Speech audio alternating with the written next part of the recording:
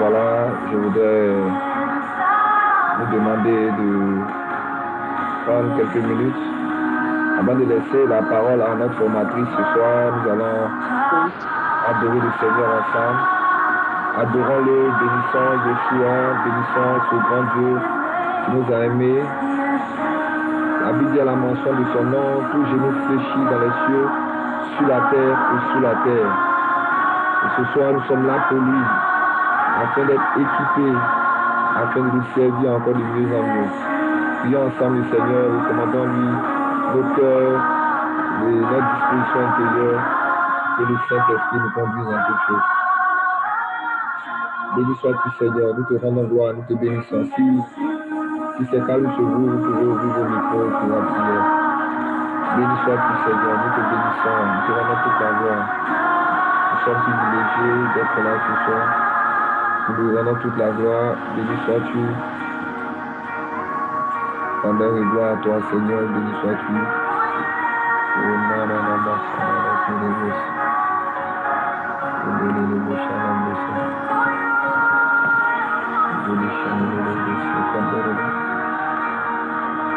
Béni sois-tu Seigneur.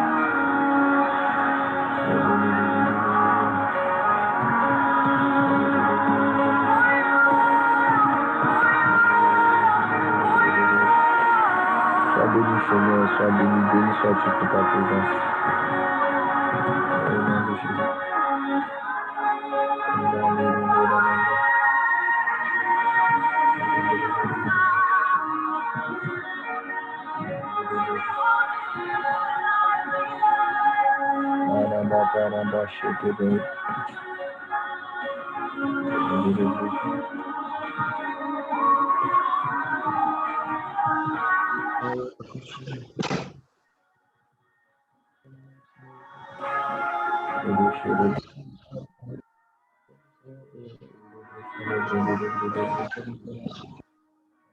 Avec beaucoup d'actions de grâce.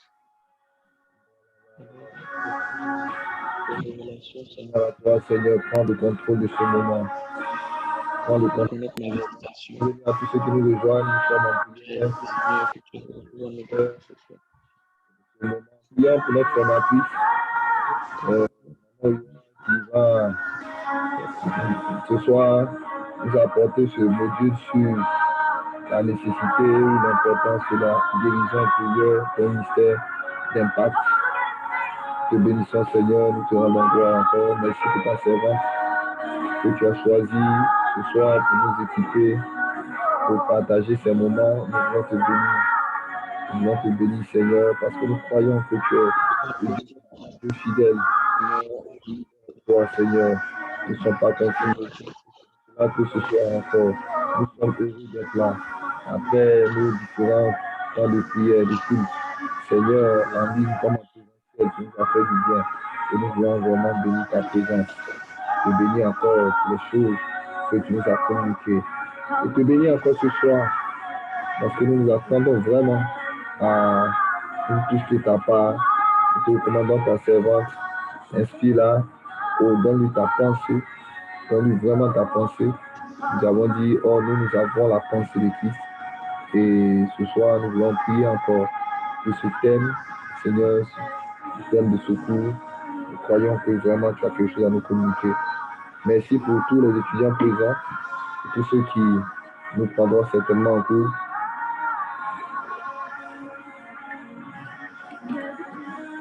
Nous voulons certainement recommander à ta grâce. Béni sois-tu, Seigneur. Alléluia.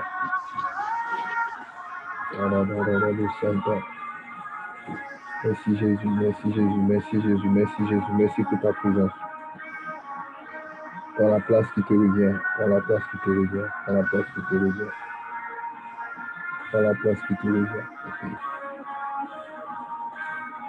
Alléluia.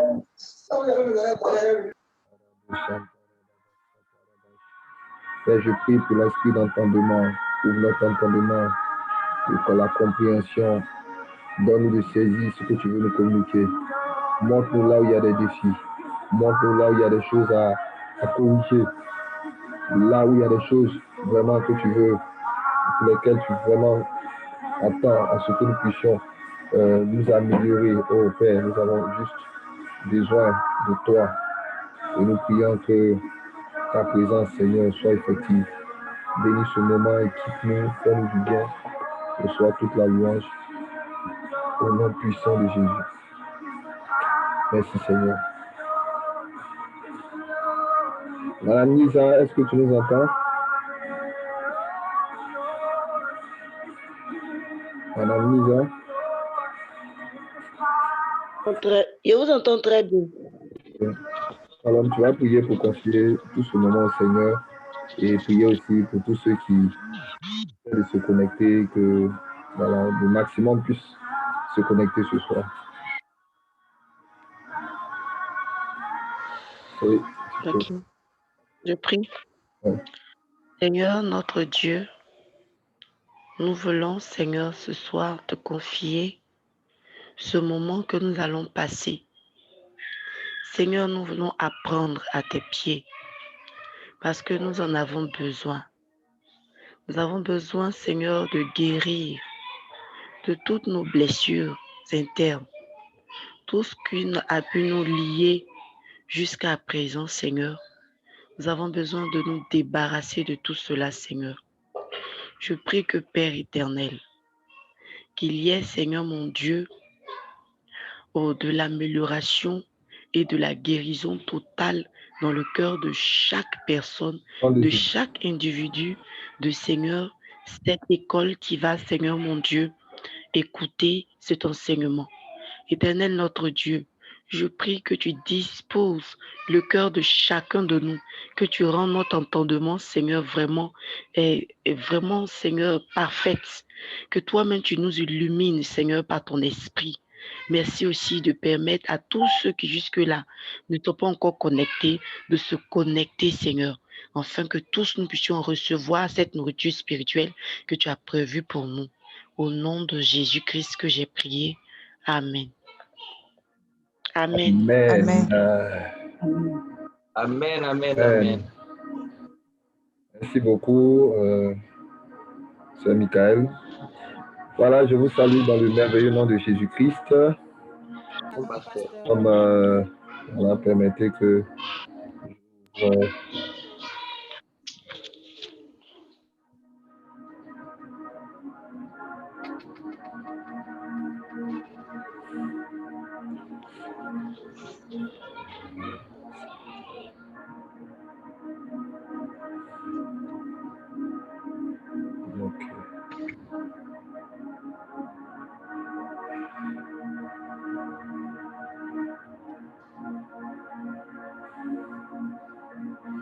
Ok.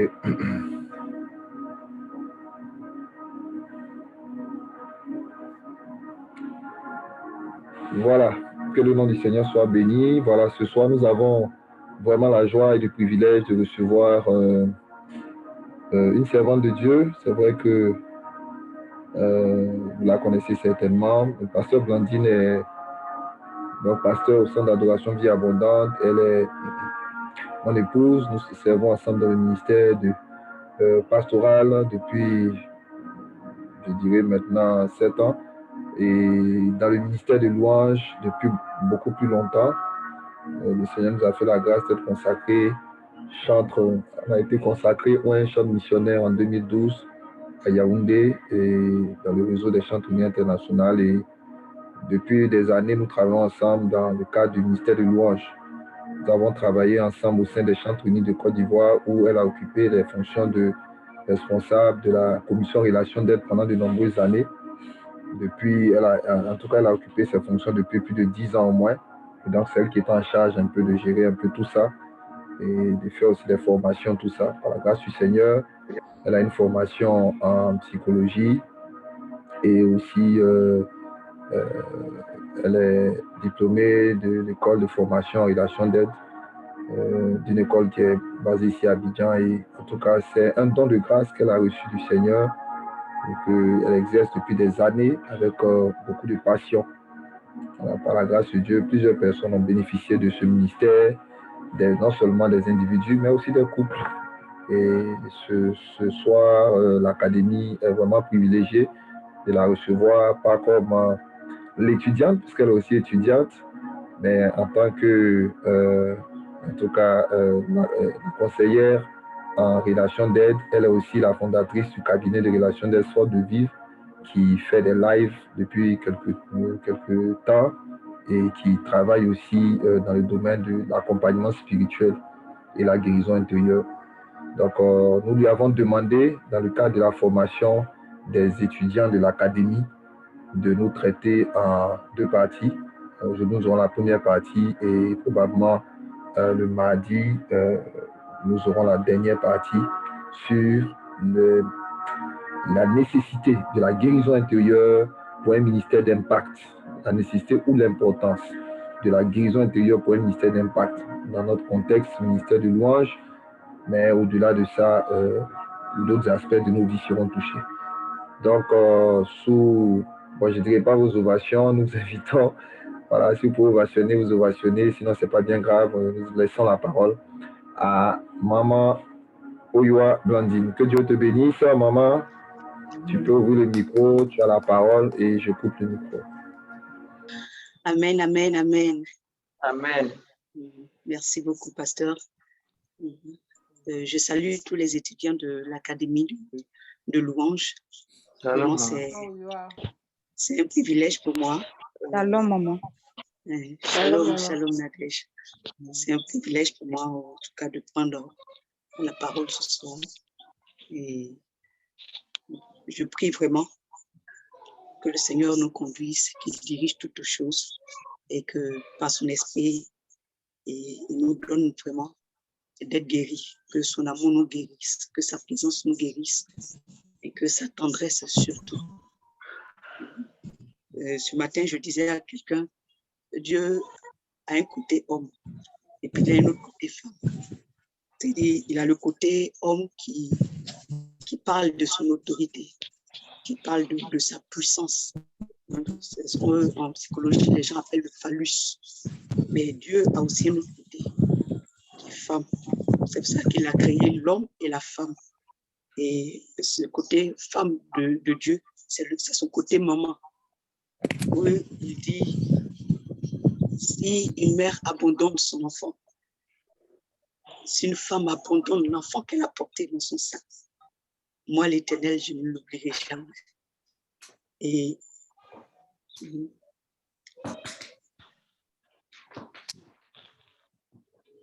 Ok, veuillez nous excuser, chère formatrice, veuillez nous excuser. Je veux juste m'assurer que vous entendez bien. Est-ce que vous entendez bien? Oui, moi j'entends bien, Akila, j'entends bien. Ok, un instant s'il vous plaît, on va juste faire un test parce que nous sommes, nous sommes dans la même pièce et comme je fais l'enregistrement, moi j'ai un petit écho ici, je crains que, donc je vais lui demander de couper son micro. Voilà, et puis elle va parler, vous allez dire si vous entendez ou pas. Voilà, maman, tu peux parler. Ok. Shalom, c'est bon, vous m'entendez? Oui, Oui, maman. On entend bien. Vous entendez bien, c'est bon? Oui. Oui. C'est bon, hein? Oui, c'est bon, c'est OK. D'accord, donc on va garder le son ici. Ok, parfait alors. Donc, je disais tout à l'heure que, en tout cas, je parlais avec quelqu'un ce matin et je lui disais que Dieu a un côté homme, c'est-à-dire papa, et puis un côté femme, maman. Donc, son côté papa, c'est celui qui donne l'identité, c'est ce côté de puissance, ce côté d'autorité, c'est ce côté-là. Mais il y a un autre côté qui est femme, ou bien si je peux m'exprimer ici, maman. Et j'ai parlé de ce texte biblique là où il dit si une femme abandonne son enfant ou si une mère abandonne son enfant, moi l'Éternel, je ne l'oublierai jamais. Donc ce côté maman du Seigneur, c'est ce côté qui apporte la tendresse, qui apporte l'affection, qui apporte vraiment, c'est ce côté qui nous entoure, qui nous embrasse, qui nous enlace et qui exprime des sentiments, qui exprime des sensations. C'est ce côté-là qui nous met vraiment comme dans une relation qui est particulière. Et je dis ça pourquoi? Parce que vraiment, la guérison intérieure faire ressortir ce côté de Dieu qui va au fond de notre être, pour nous accorder, pour nous entourer d'amour, pour nous entourer d'affection, d'affectivité. Et c'est vraiment très important. Et ce soir, je bénis le Seigneur vraiment de vous avoir. Et puis, je bénis le Seigneur pour ce thème aussi, qui est la nécessité de la guérison intérieure pour un ministère d'impact. Et aujourd'hui, je crois que je m'adresse spécifiquement dans un milieu de chantres. Les chantres ont un ministère. Et on a aussi appris que le ministère, c'est ta vie. T'as pas le son de la musique. Ok. D'accord.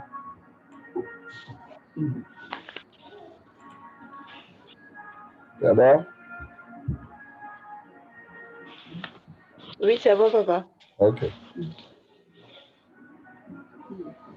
Donc, vraiment, c'est où est-ce que je m'étais? Avec du critère, mais Donc, vraiment, je voudrais vraiment qu'on se sente à l'aise et qu'on laisse vraiment Dieu parcourir avec nous ces quelques instants que nous allons passer ensemble. En tant que chantre, vraiment, notre ministère, c'est d'abord notre vie. Et tout ministère, que ce soit serviteur de Dieu, chantre, tous ceux qui font un service, mais tous ceux qui ont surtout un ministère, ton ministère est intimement relié ou bien lié à ta vie. Ton ministère dépend de ta vie. C'est-à-dire ton ministère dépend de ta vie. Et ta vie est d'abord cette vie intérieure. Et si cet intérieur n'est pas comme il le faut, cela peut avoir vraiment des incidences dramatiques sur le ministère que tu produis. D'où l'importance vraiment de traiter cela. Et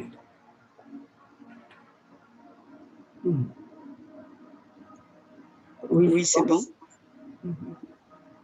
Ok. Donc, je veux commencer mes propos d'abord en parlant d'une anecdote. Et cette anecdote, c'est l'anecdote d'un chrétien, vraiment, dans une église de la place. Il avait l'habitude de prier d'une certaine manière. Et quand il prie, et il priait parce que dans beaucoup d'assemblées, on prie, vraiment on élève la voix et on prie. Donc le frère avait tendance à se lever et puis à prier vraiment en public. Et il dit, voici sa prière. Seigneur, enlève de ma vie les toiles d'araignée. Et il priait constamment de cette manière. Chaque fois qu'il rentrait vraiment dans la présence de Dieu, ou qu'il avait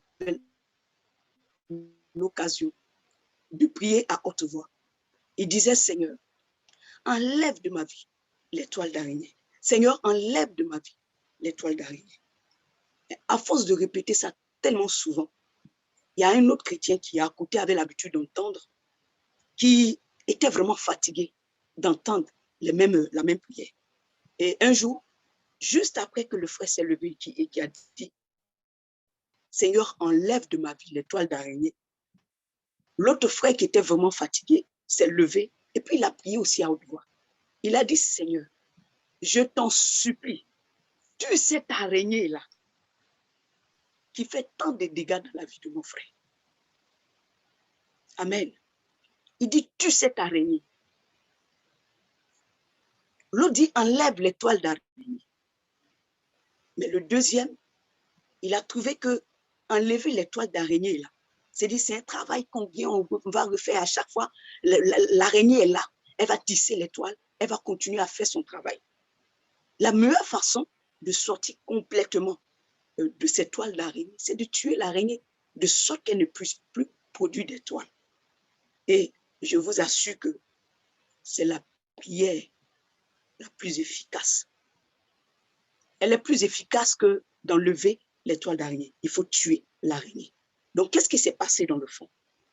Le frère qui était à côté, qui était fatigué, est allé s'attaquer à la cause des problèmes du frère, de cet autre frère qui voulait juste que le Seigneur enlève l'étoile. Donc, il est beaucoup plus efficace pour nous de s'attaquer aux causes des problèmes que nous vivons plutôt que de traiter leurs conséquences. S'attaquer aux causes de nos problèmes. Aller en profondeur, c'est très, très, très important. Et pour aller un peu plus loin, je veux que nous prenions ensemble notre Bible dans Genèse.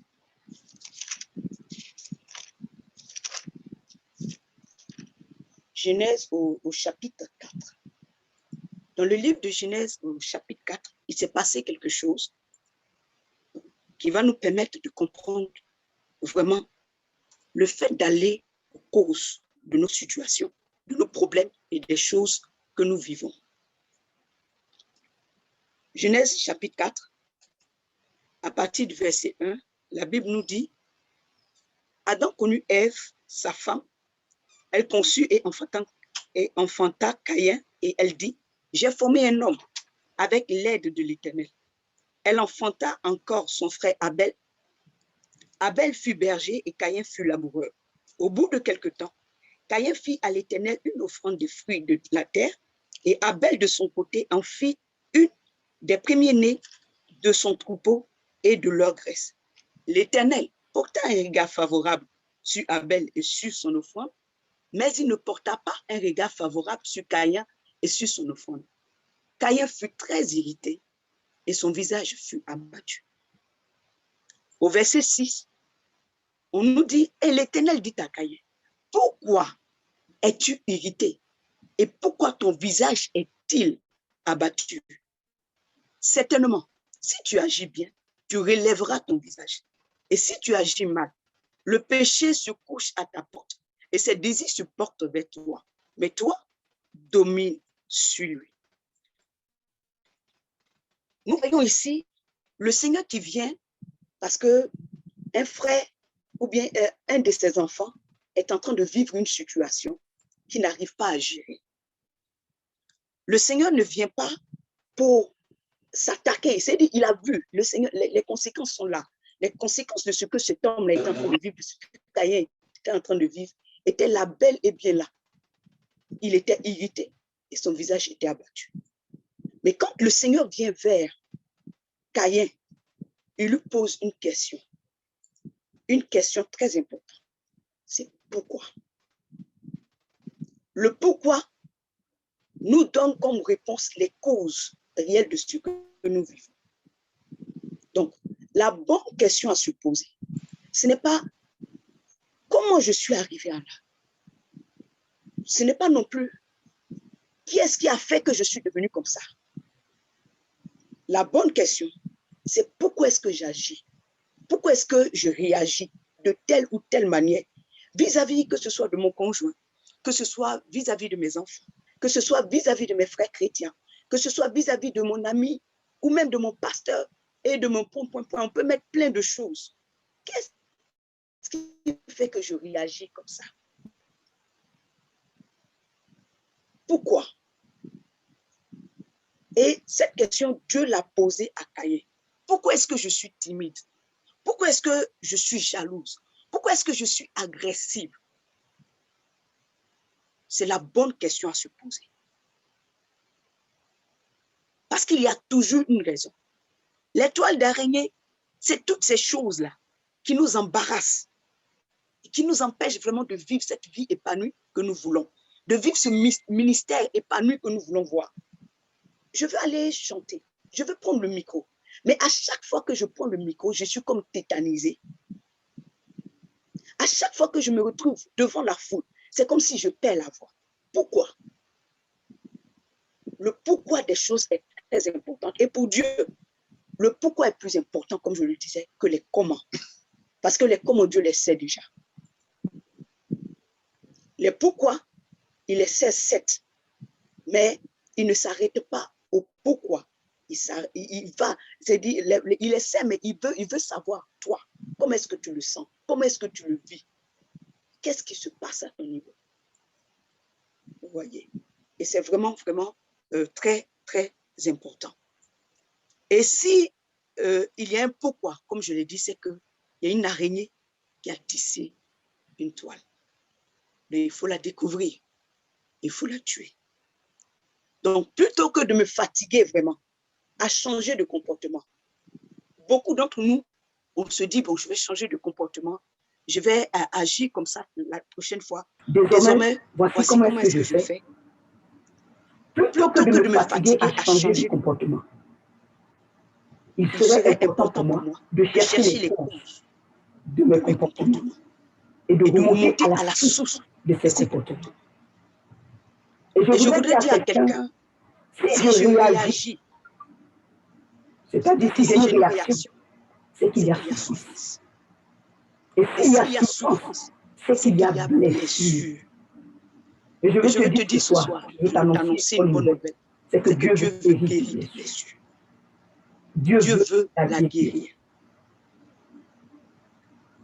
Il y a quelqu'un qui disait, nous ne sommes pas responsables de la tête que nous avons. Mais nous sommes responsables de la tête que nous faisons. Nous ne sommes pas responsables de la tête que nous avons. Nous sommes responsables de la tête que nous faisons. Quelle tête fais-tu? Quelle tête fais-tu? La question que je veux poser à chacun de nous ce soir. Donc, je vais citer un certain nombre d'éléments, une liste qui n'est pas exhaustive, qui représente tellement de toiles d'araignée. Si tu te reconnais dans au moins un élément de cette liste, ou bien dans plusieurs de ces attitudes, c'est que tu es en train de réagir à une souffrance, donc à une blessure. Parce que souvent, quand on parle de guérison intérieure, quand on parle de blessure, beaucoup se disent, je ne me sens pas concerné. Beaucoup ne se rendent même pas compte qu'ils sont blessés. Donc, au fur et à mesure, on va comprendre pourquoi. Donc, il y a deux types de comportements souvent que nous avons. Le premier type, il y a quelqu'un qui dit qu'il y a un écho. Il y a deux types de comportements que nous avons. Et souvent, il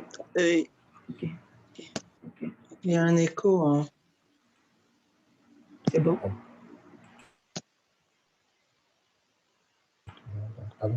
Ok, d'accord. Excusez-nous, hein, c'est juste un peu de technique.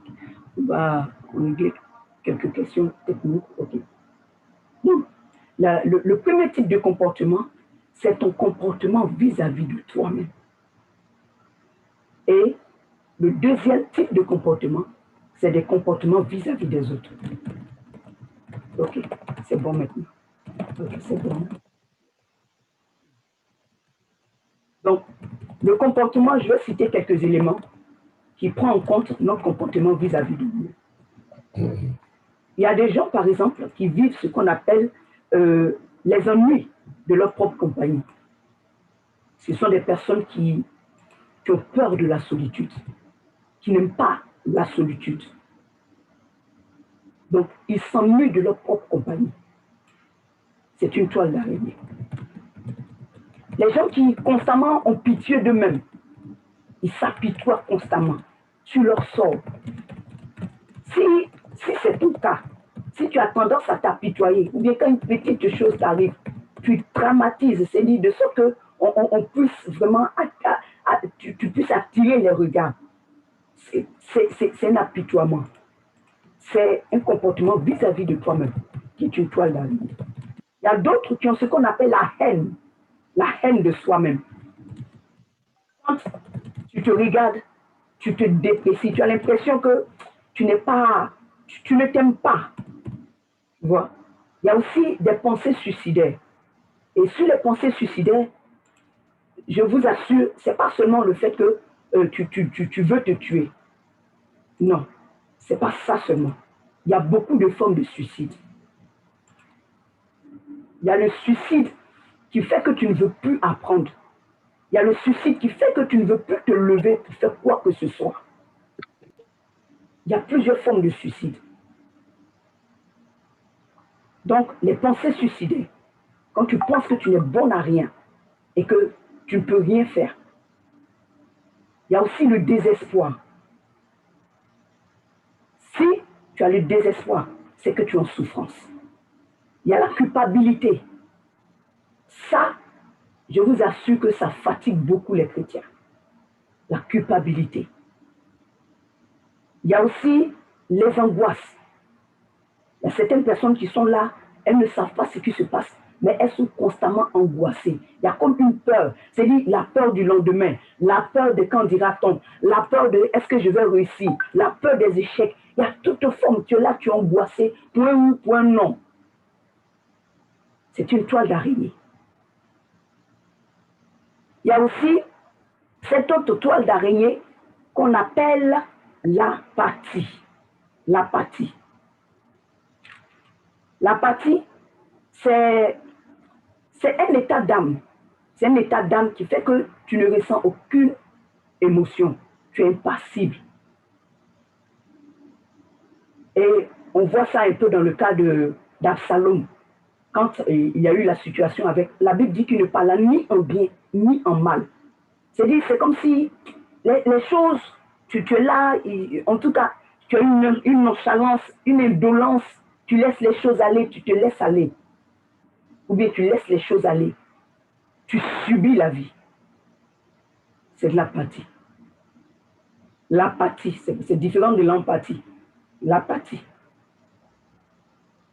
Il y a aussi l'autodépréciation, une image négative de soi-même. Il y a les sentiments d'échec et puis les complexes d'infériorité.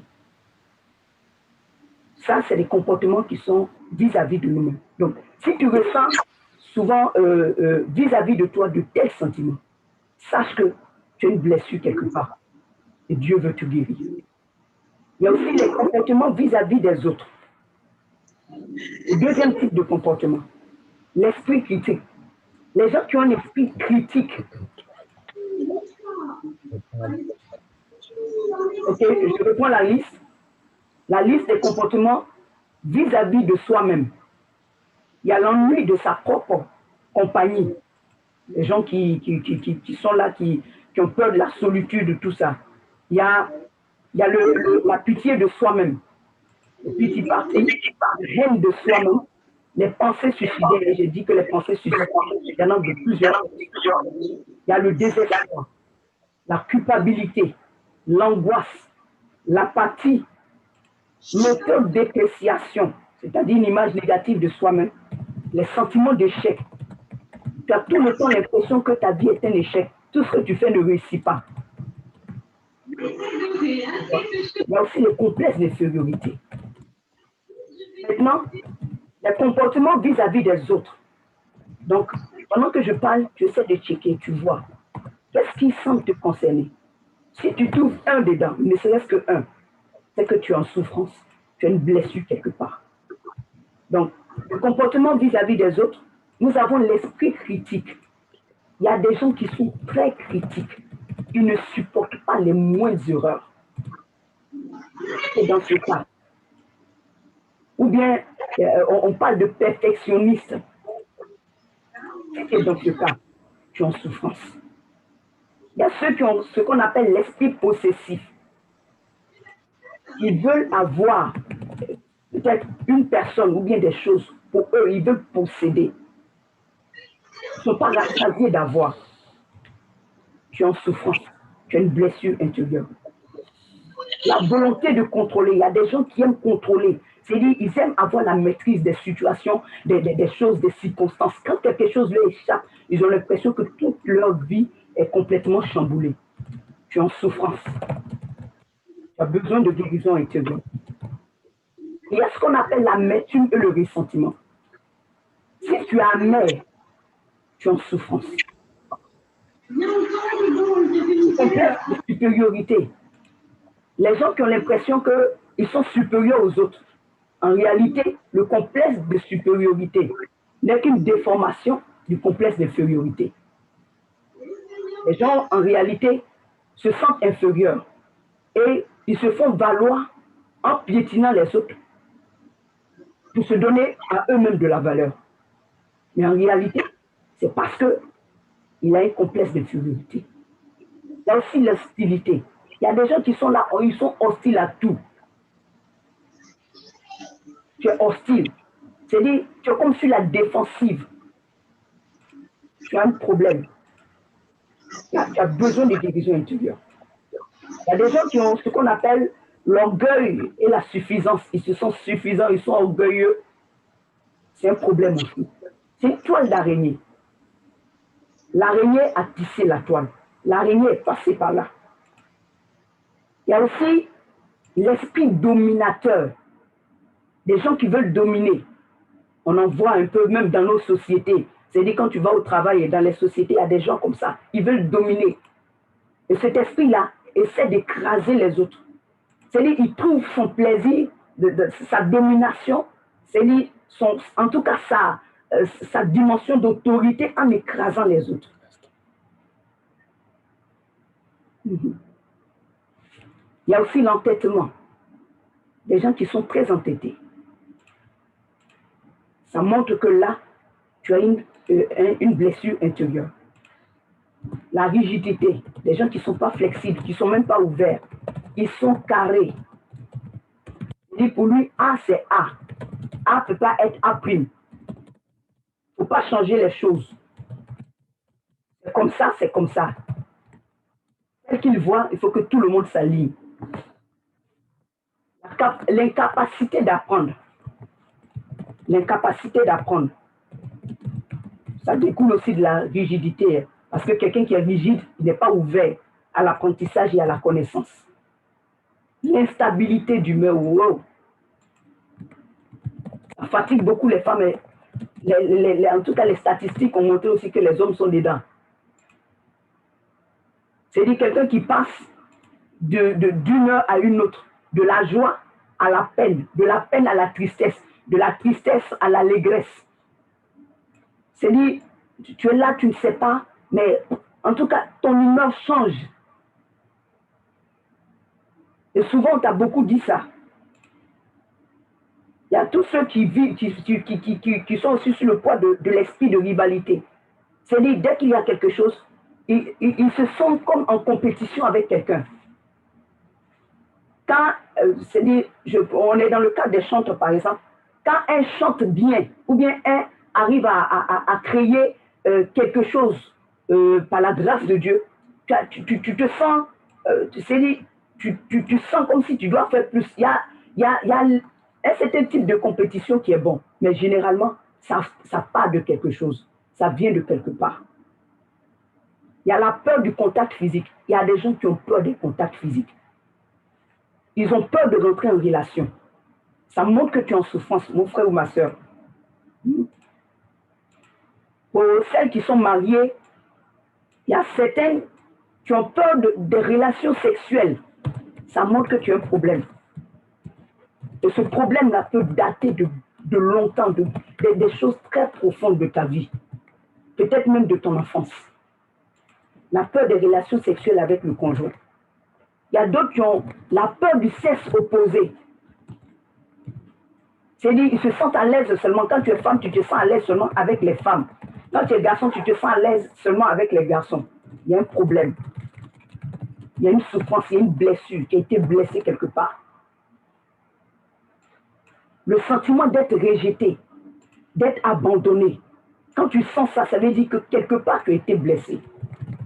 La rébellion contre toute autorité, quelqu'un qui se rebelle constamment contre l'autorité, c'est quelqu'un qui est en souffrance, quelqu'un qui est agressif et quelqu'un qui est timide.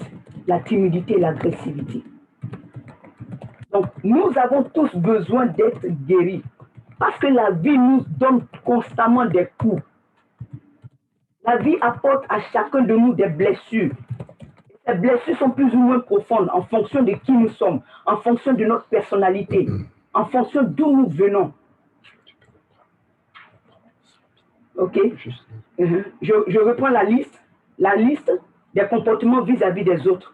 Pour ceux qui n'ont pas peut-être pu prendre note, J'ai parlé de l'esprit critique, de la jalousie, de l'esprit possessif, de la volonté de tout contrôler, l'amertume, le ressentiment.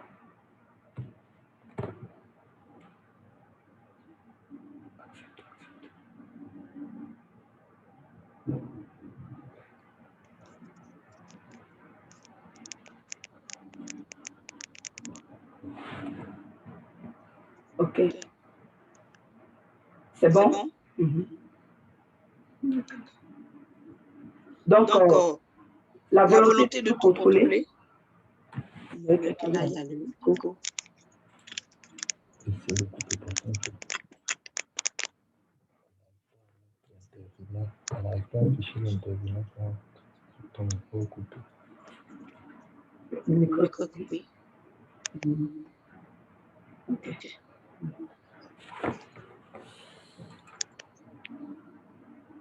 J'ai juste mis le micro ici. D'accord. Ok, c'est bon, on peut continuer. Donc, l'esprit le complexe de supériorité, l'hostilité, l'orgueil et la suffisance, l'esprit dominateur, l'entêtement, la rigidité, l'incapacité d'apprendre, l'instabilité d'humeur, c'est-à-dire les humeurs changeantes, l'esprit de rivalité, la peur du contact physique, et pour celles qui sont mariées souvent, la peur des relations sexuelles. Il y a aussi la peur du sexe opposé, les sentiments d'être rejeté, d'être abandonné, la rébellion contre toute autorité, l'agressivité et la timidité. Donc, nous avons besoin d'être guéris, comme je l'ai dit, parce que la vie nous apporte beaucoup de blessures. Mais chacun le ressent en fonction de sa personnalité, de manière profonde ou bien de manière moins profonde. Mais je t'assure, quel que soit le niveau de ta blessure, Jésus veut te guérir. Il est venu pour ça. Donc, si ce soir, pendant que je suis en train de parler, tu sens que l'Esprit de Dieu est en train de révéler une blessure, même si elle est insignifiante à tes yeux, ne laisse pas passer. Laisse Jésus te guérir. Sinon, cette petite blessure-là va grandir. Elle va s'infecter. Elle grandit, elle s'infecte. Elle va s'infester et vraiment, ça va produire des choses bizarres en toi. La Bible nous dit de n'avoir aucune racine d'amertume poussant des rejetons. Sinon, tu te prives de la grâce de Dieu. Et je t'assure que dans le ministère d'adoration et de louange, Papa nous a enseigné, c'est un ministère du trône. C'est un ministère du lieu très saint. Et dans notre vie, on a trois compartiments. De même que le temple de Moïse avait trois compartiments, le parvis, le lieu saint et le lieu très saint. De cette même manière, nous avons aussi dans notre vie trois compartiments. Le parvis, le lieu saint et le lieu très saint. Le parvis, c'est notre corps qui nous donne vraiment accès aux autres, qui nous met en contact avec les gens autour de nous. Avec nos sens, nous pouvons voir. Avec nos sens, nous pouvons toucher, nous pouvons entendre, nous pouvons goûter, nous pouvons sentir. Maintenant, le deuxième niveau, le lieu saint, c'est notre âme. Cette âme-là qui a la capacité de volition, c'est-à-dire notre volonté, nos sentiments, notre perception, notre raison. Tout ça se trouve au niveau de l'âme. Tout ça se trouve au niveau de l'âme. Et après l'âme, nous avons le lieu très saint, qui est l'esprit. Donc, trois composantes de l'être humain. Et quand nous convertissons, la première chose qui se passe, c'est que spirituellement, nous sommes régénérés. Mais tout le travail va se faire de notre âme, dans notre âme et dans notre corps. Pour le corps, la restauration totale du corps va se faire soit à l'enlèvement ou bien après la seconde venue de Jésus. Ce qui veut dire que le travail principal est au niveau de l'âme, notre intérieur. Notre intérieur. Et ce matin, ce soir du moins, je veux vraiment nous amener à prendre conscience de ces choses. Donc, il y a un psychologue qui s'appelle Rogers qui a dit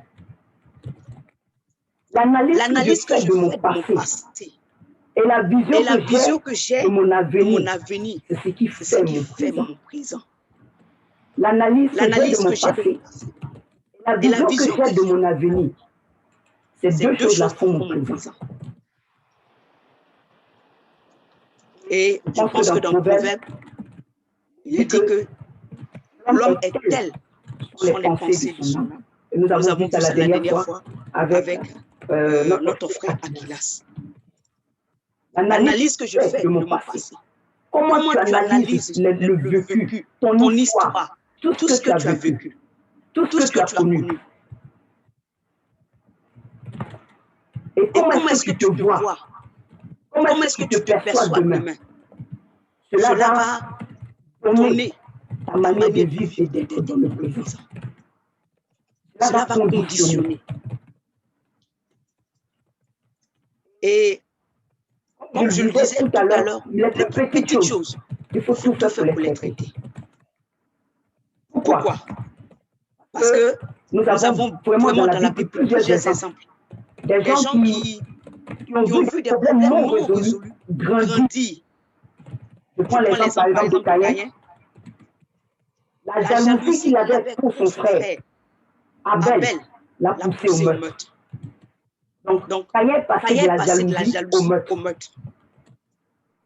Il y a la négligence d'Ésaü qui lui a fait perdre toutes ses bénédictions. Il a eu cette bénédiction matérielle parce que tout le matériel que Jacob a laissé lui est revenu. Mais Jacob est revenu avec toute la destinée d'un peuple en main.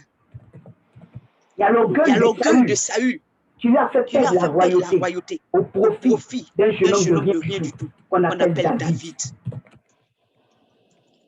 Parce que Dieu disait à Saül, quand tu étais petit à tes propres yeux, je t'ai donné la royauté. L'immoralité de David lui a fait perdre un fils. Mais ce n'est pas un seul fils. Le premier fils qui est mort, c'était son bébé.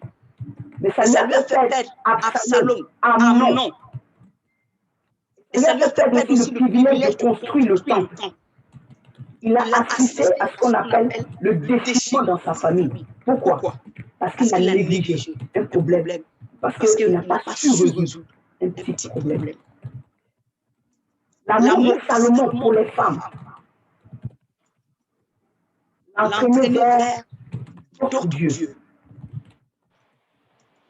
L'amour de Judas pour l'argent l'a emmené au suicide. Malgré qu'il était avec Jésus chaque jour, il avait les enseignements, le même enseignement que les disciples, le même enseignement que tous ceux qui étaient autour de lui. Cet homme a connu une fin terrible.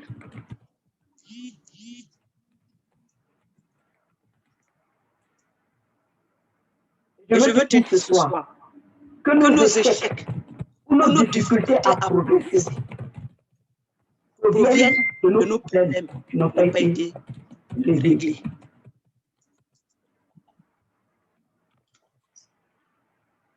Nos échecs ou nos difficultés à progresser dans la vie proviennent des problèmes non réglés.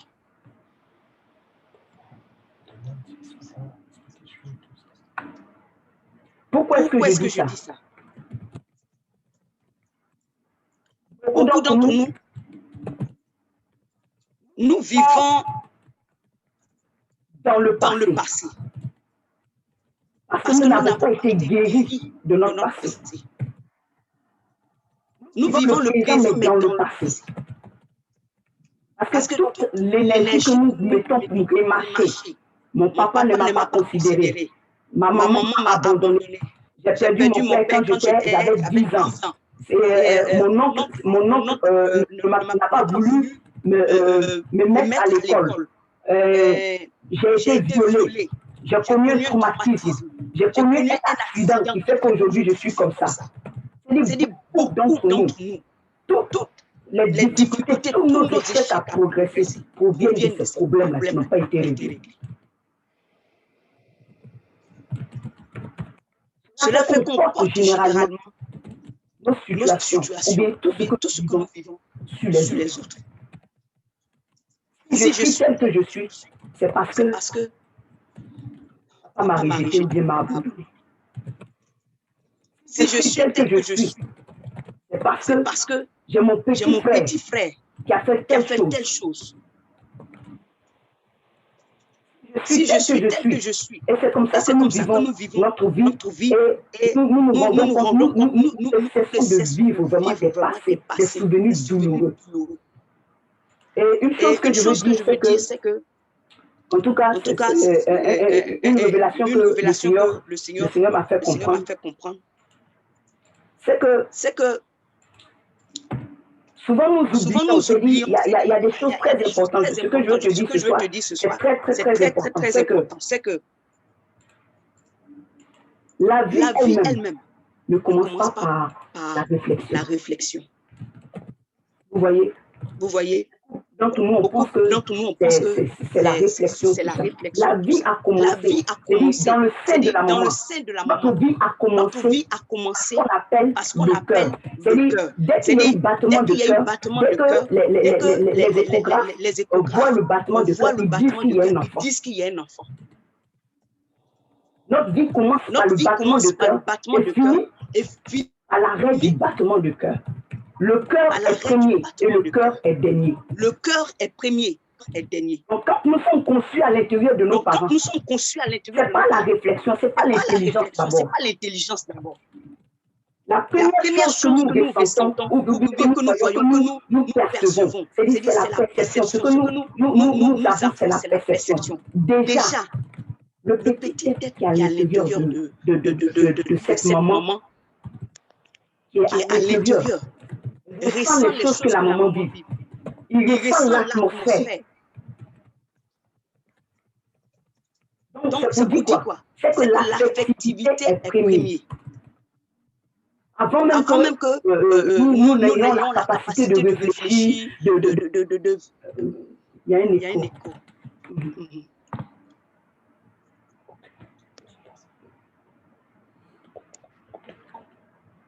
Ok, je coupe le micro ici.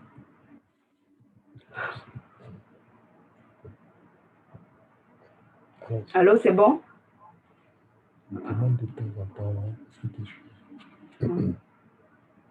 Ok, vous me suivez? C'est bon? Est-ce que vous me suivez?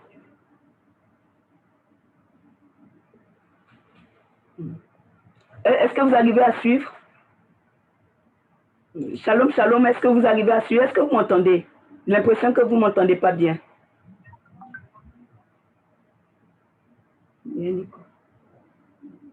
Attends, un instant.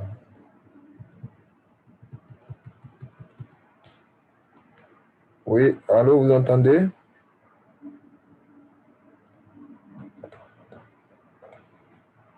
Ok, ils font des sites. En fait, je crois qu'ils n'ont pas la possibilité de... En fait, c'est pour ça que... Attends. En fait, j'ai bloqué la possibilité d'ouvrir le micro. Oui, ok. C'est bon, vous entendez? Je crois que vous pouvez répondre maintenant. Oui, c'est propre. C'est bon, on entend. Ok. On vous entend, pasteur. D'accord, merci. Oui, on entend. On a... Bien. Ok. Je peux continuer. Okay. D'accord, c'est bon. Si vous m'entendez, c'est bon alors. Donc, comme je disais, vraiment, le Seigneur veut te guérir définitivement. Parce que ce que nous avons l'habitude de faire, nous ne réglons pas nos problèmes. Mais il y a un certain type de choses que nous faisons. Les choses que nous vivons, les émotions que nous vivons, nous avons tendance à ne pas les gérer véritablement. Donc, je veux ce soir nous dire un certain nombre de choses. Il y a vraiment dans notre passé ce qu'on appelle le passé conscient, qui est la première chose. Et puis, le passé, c'est-à-dire le passé conscient, c'est le passé dont j'ai conscience. Et puis, nous avons un autre passé qu'on appelle le passé inconscient, c'est-à-dire le passé dont je n'ai même pas conscience.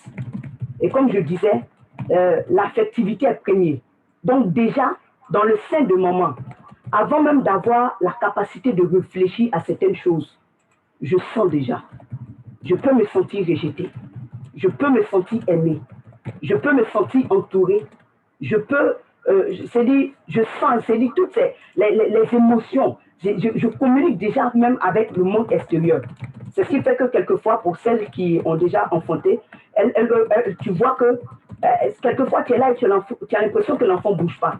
Et à un certain moment, tu commences à t'inquiéter. Et puis pendant que tu commences à t'inquiéter, l'enfant commence à te donner un coup pour dire « Hey maman, je suis là, ne t'inquiète pas ». Je ne sais pas si certaines femmes ici ont déjà vécu ce genre d'expérience. Est-ce qu'il y a quelqu'un qui a déjà vécu cette expérience? Si tu l'as vécu, est-ce que tu peux me faire signe? Les frères aussi peuvent répondre. Est-ce qu'une femme a déjà vécu cette expérience? Est-ce qu'il peut répondre? Oui, ils peuvent répondre. Je vois certains qui ont ouvert le micro. Michel a mis un pouce. Je n'entends pas du tout. Ah, attends. Oui, maman Oyoa. Oui, les frères, si vous pouvez répondre, répondez. Vous pouvez ouvrir le micro pour répondre. Oui, maman, c'est vrai. Déjà vécu. Déjà vécu, ok. D'accord. Donc, l'enfant te dit, maman, je suis là, donc n'aie pas peur. Et tu sens que dès que l'enfant te donne un coup de pied, je ne sais pas, souvent, on ne sait même pas c'est quelle partie de son corps, si c'est un coup de pied ou bien si c'est un coup de coude ou bien si c'est un peu son postérieur qu'il pousse, vraiment, on ne sait pas. Mais il nous fait savoir qu'il est là et ça soulage automatiquement. Donc, il y a une communication entre la maman et l'enfant qui est dans son sein. Et je vous assure que là, il y a déjà des choses qui prennent place. La douleur de maman. Si par exemple, pendant la grossesse, papa n'était pas content et qu'il a commencé à avoir des attitudes vraiment blessantes vis-à-vis de maman, l'enfant ressent ça. Je vous assure, il y a des blessures, si je peux m'exprimer ici, post-venues sur terre. Il y a des blessures. Et on a expérimenté ça. Il y a des gens qui ont reçu la guérison intérieure de ce type de blessures-là. Qui sont des blessures dans le passé dont tu n'as pas conscience. Souvent, tu es là, tu es constamment triste. C'est une tristesse qui t'envahit, tu ne sais même pas d'où ça vient. C'est-à-dire, quand tu regardes autour de toi, ton futur, ton présent, un peu ton passé, tu as l'impression qu'il n'y a rien qui, en temps normal, te donne droit à cette tristesse-là. Mais c'est quelque chose que tu as vécu avant de venir sur terre, c'est-à-dire avant de voir le jour. Parce qu'il y a une vie avant la vie. Vous voyez? Donc, il y a le passé dont j'ai conscience. Le passé dont j'ai conscience, c'est toutes ces choses-là dont je me rappelle. Donc, je vais te dire qu'en réalité, ce dont tu te rappelles, les souvenirs douloureux que tu as, c'est-à-dire, si je vais poser une question, est-ce que tu te rappelles des faits? Je prends un exemple. Pour quelqu'un qui a peut-être discuté avec son mari ou bien qui a discuté avec son enfant, il y a quelques minutes même, c'est-à-dire bien quelques heures hier. Souvent, les émotions autour, tu les ressens comme si c'était le même jour. C'est-à-dire quand tu en parles sur le champ, c'est comme si tu les ressens encore. Mais les mots que l'enfant a utilisés pour te blesser, souvent tu as l'impression que, c'est-à-dire les mots t'ont échappé. Donc, la mémoire cognitive est moins puissante que la mémoire affective. Je ne sais pas si je me fais comprendre. Si je me fais comprendre, est-ce que quelqu'un peut nous expliquer ce que je suis en train de dire? Est-ce que quelqu'un peut essayer de reformuler ce que je suis en train de dire? Je vous laisse la possibilité de parler. Oui? J'ai dit la mémoire cognitive est moins puissante que la mémoire affective. Cognitive, là. C'est pour cogner les gens. Non, le cognitif, c'est-à-dire... Vous m'entendez? Oui. Vous m'entendez? Oui. C'est Aquila. Bon, je pense que tu avais dit ça en début. Hein, Ça veut dire qu'on fait beaucoup plus parce que le cognitif, c'est tout ce qui est connaissance. de nos émotions. L'affectif, c'est voilà, c'est l'amour, tout ce qui est émotion. Donc, tu nous as dit que tout ce qui est lié au cœur est beaucoup plus puissant que la réflexion. C'est ça, voilà. Il ne faudrait pas qu'ils disent la pensée, parce que la pensée aussi est liée aussi au cœur. Tout à fait. C'est ça. C'est tout à fait juste. C'est tout à fait juste. Donc, la mémoire que tu as des émotions, de tout ce qui a fait, elle est plus forte que la mémoire que tu peux avoir des connaissances et de certaines choses. Tu peux ressentir les mêmes émotions de certaines situations comme qui se sont passées depuis des années. Et c'est ce qui fait qu'on parle des traumatismes. Tu vois, les traumatismes, c'est quoi? C'est-à-dire, quelqu'un a vécu une situation qui a été traumatisante et son affectivité ou bien sa perception intérieure, son cœur a retenu, comme on appelle, les émotions qui étaient liées à cette situation qu'il a vécue. De sorte que cela peut bloquer beaucoup de choses dans sa vie. Il vit et il ne vit plus la même chose, mais son environnement autour de lui est comme regardé ou bien vu au travers de cette souffrance-là, ou bien de cette douleur, ou bien de cette émotion qu'il avait ressentie le jour où il y avait eu ces choses. Donc, dès que quelque chose ressemble à ça, automatiquement, il relie ça à ce passé. Ok, on va juste demander, est-ce qu'il y a une question sur ce point avant que la formatrice continue? Est-ce que vous avez une question sur ce point avant qu'on avance? Peut-être que vous avez besoin de comprendre quelque chose, parce que c'est un sujet assez délicat. C'est bon, on peut progresser? Elle peut progresser. Si vous avez une question, on vous donne la possibilité de la poser maintenant et elle va progresser. Ok. Hey papa. Oui. C'est Madame Isa. Moi, j'ai une question. D'accord. Oui, on écoute. Bon, pour moi, c'est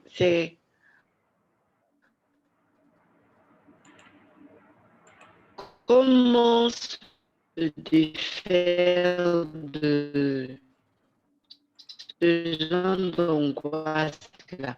C'est-à-dire quelque chose que on ne sait pas d'où c'est venu, peut-être comment on est né, tout expliqué, et puis tu te rends compte que, au fait, ce sentiment que j'ai qui me pousse à agir ainsi, là, c'est parti de là. C'est, voilà, dans le passé inconscient dont maman a parlé. Donc, la question, c'est comment se défaire de ce genre de sentiment-là? Comment faire, voilà, pour s'en défaire?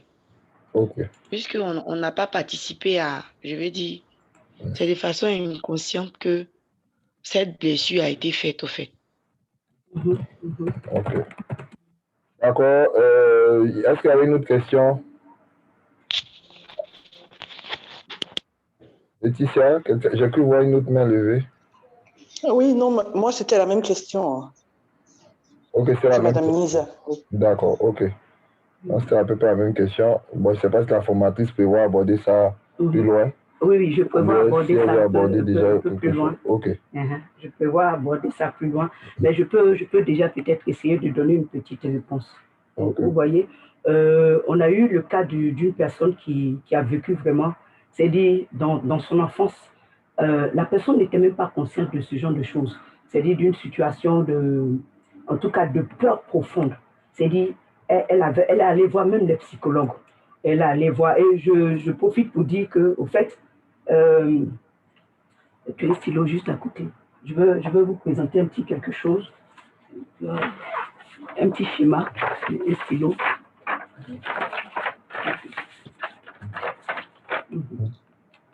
Okay. Donc, pour vous faire comprendre ce qu'il y a au fait. Donc, vous voyez, je ne sais pas si vous voyez C'est 3 ronds. Attends que je vérifie. Est-ce qu'il voit? Oui, oui. OK. Ouais. Donc, dans ces 3, nous avons ces 3 ronds. J'avais voulu faire le schéma sur l'ordinateur, mais je n'ai pas pu. Mais je vous présente quand même. Il y a ces 3 ronds. Il y a un côté où, si je parle de...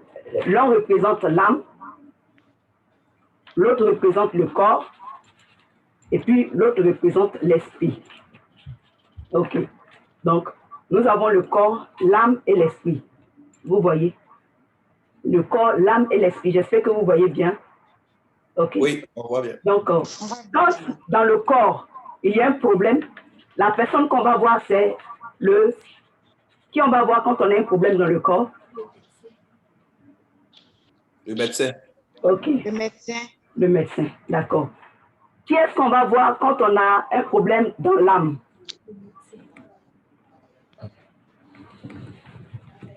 Qu'est-ce qu'on va voir quand on a un problème dans l'âme? Psychologue. Le psychologue ou le psychiatre.